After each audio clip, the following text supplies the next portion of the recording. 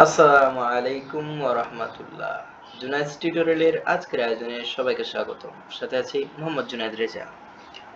প্রিয় পঞ্চম শ্রেণীর শিক্ষার্থী, এতদিন ধরে তুমি তোমার শুধুমাত্র যে ইংলিশ ফর টুডে বইটা পড়েছো, এই বইয়ে কিন্তু গ্রামারের কোনো আলোচনা নেই। কিন্তু সত্যিকার অর্থেই ইংরেজি তোমার প্রিয় সাবজেক্ট হতে গেলে তোমাকে অবশ্যই গ্রামার জানতে হবে।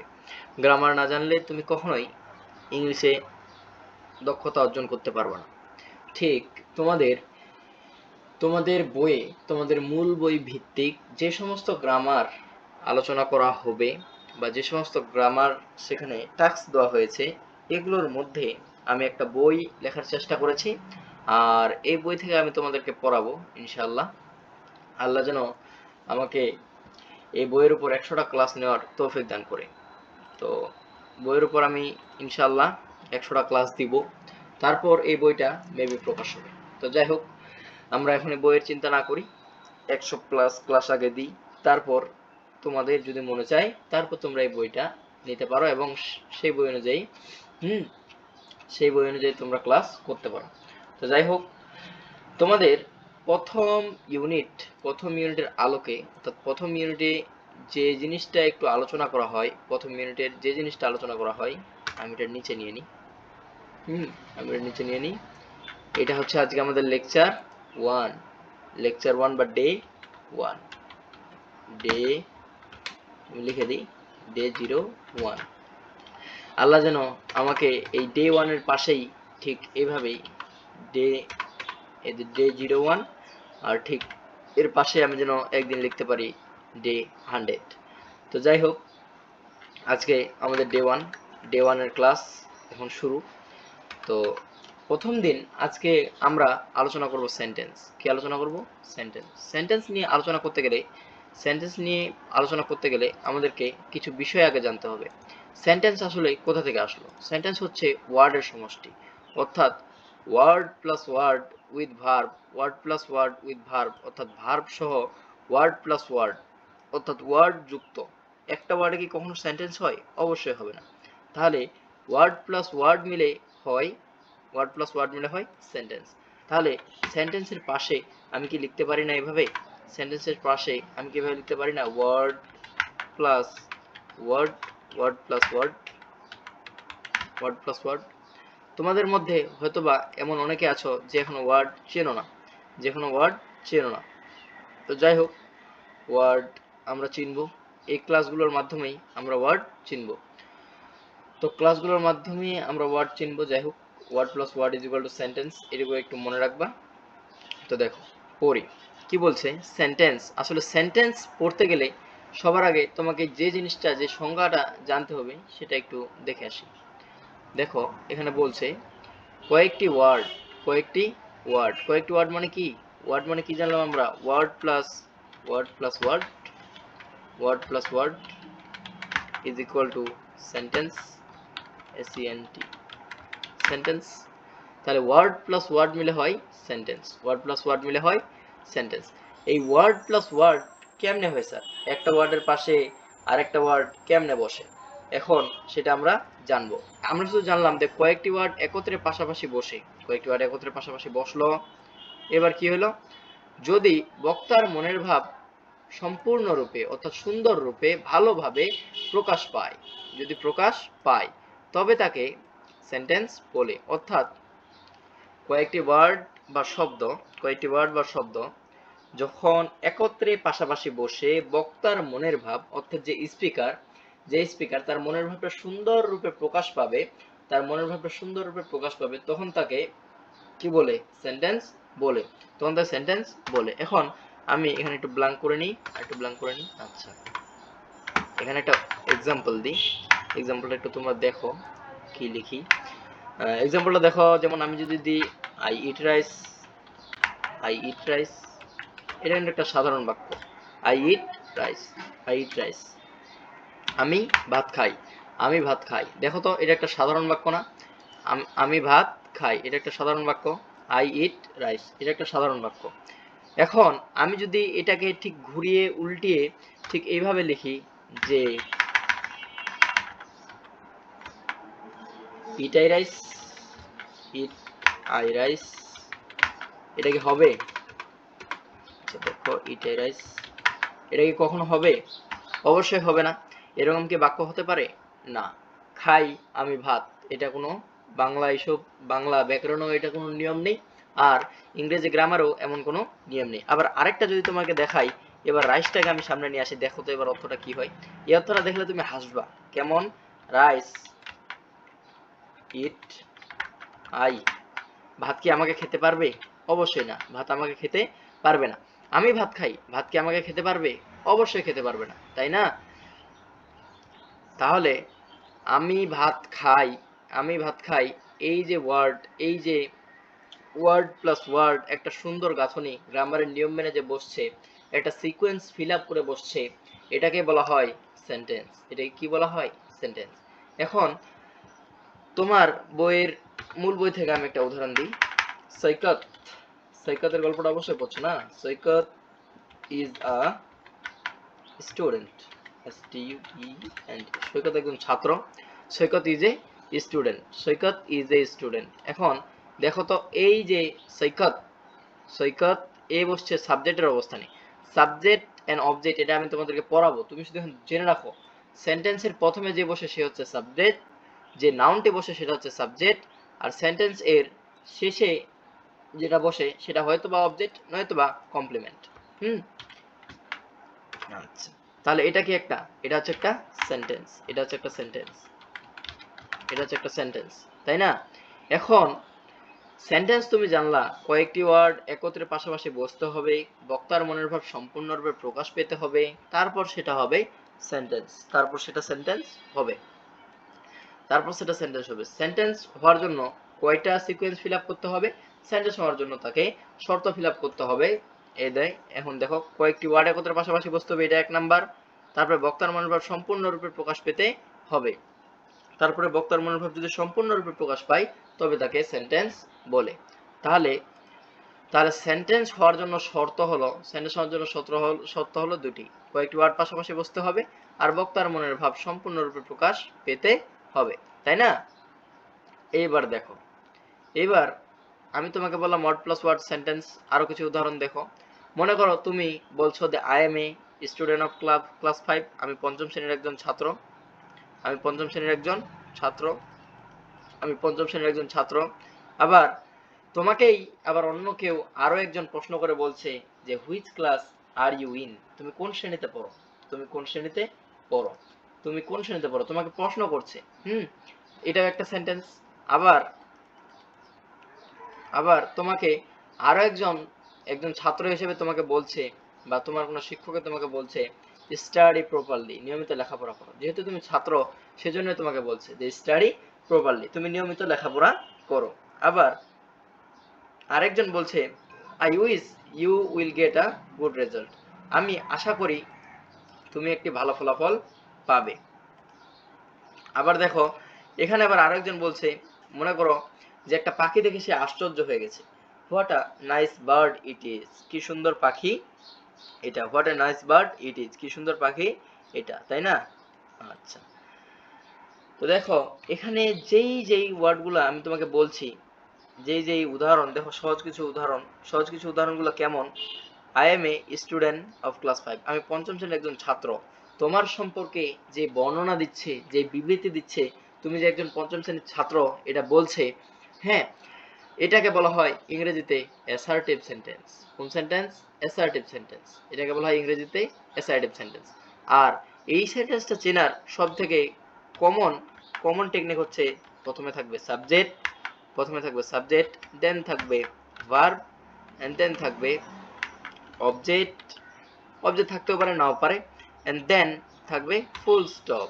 ফুল স্টপ, ফুল স্টপ ছাড়া কিন্তু এই সেন্টেন্স হতে পারে না। ফুল স্টপ, ফুল স্টপ মানে পুরোপুরি থেমে যাও, এই ফুল স্টপ ছাড়া কিন্তু এই সেন্টেন্সটা হতে পারে না। অ্যাসার্টিভ সেন্টেন্স কখনো ফুল স্টপ ছাড়া হয় না, কখনো ফুল স্টপ ছাড়া হতে পারে না।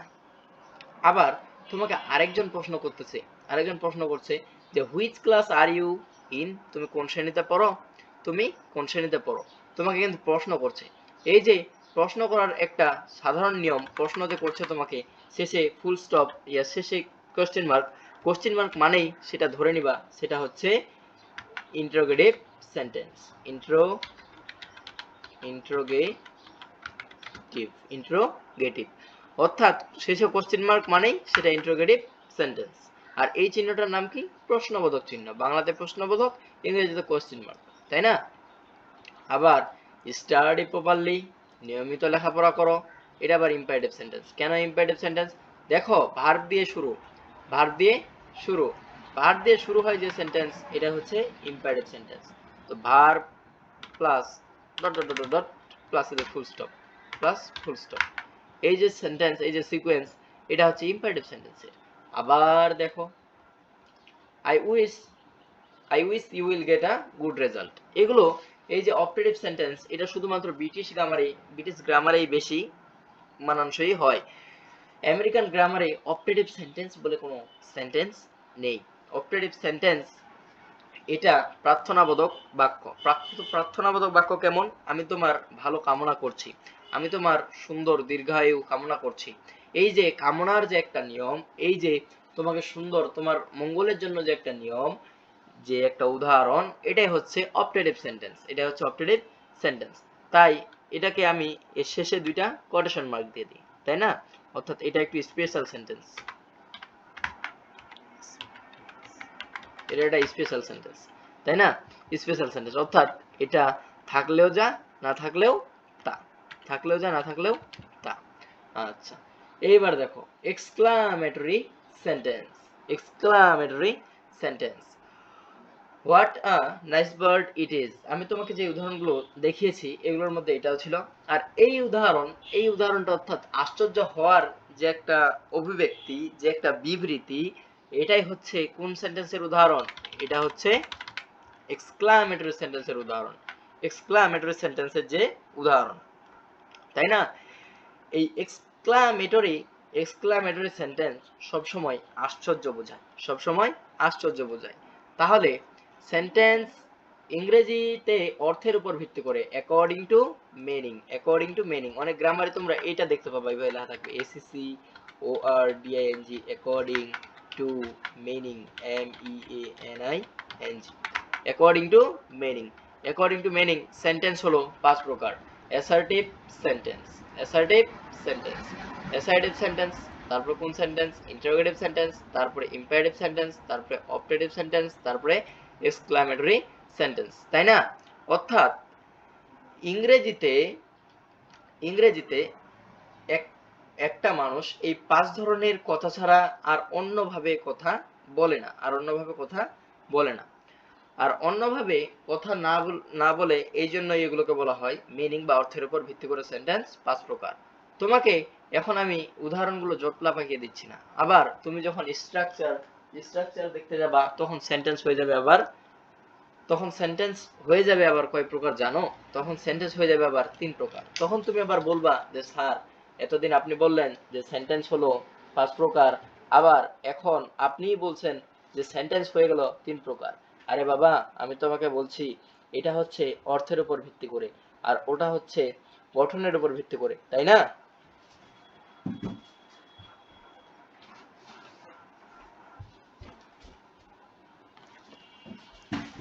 অর্থাৎ গঠনগতভাবে সেন্টেন্স একটু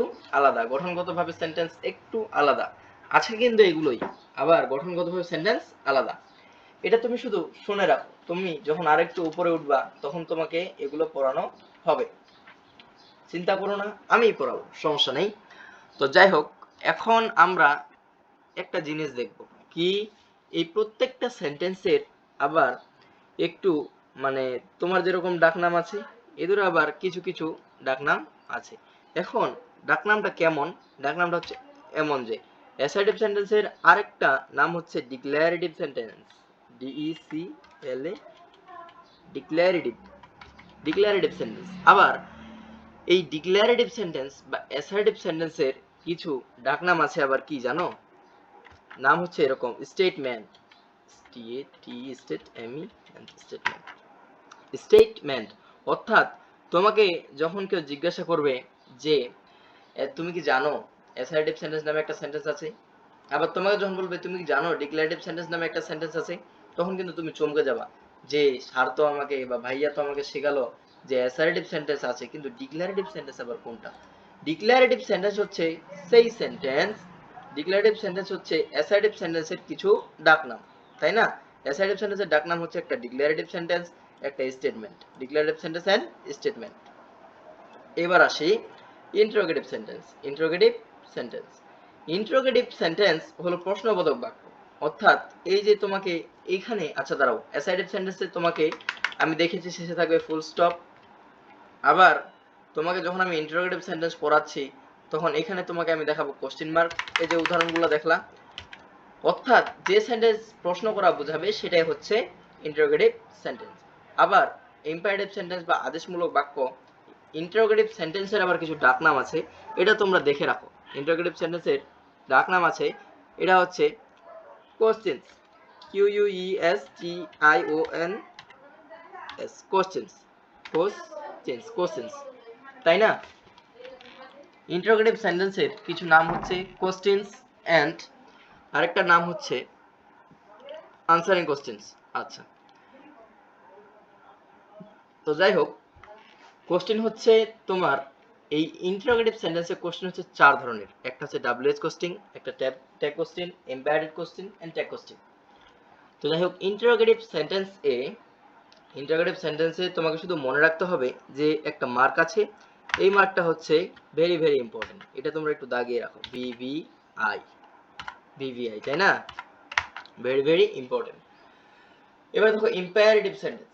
what is imperative sentence? Imperative sentence দেখো শুরু হবে ভার্ব দিয়ে, শুরু হবে ভার্ব দিয়ে এন্ড প্লাস শুরু হবে ভার্ব আর শেষ হবে ফুল স্টপ দিয়ে, শেষ হবে ফুল স্টপ দিয়ে।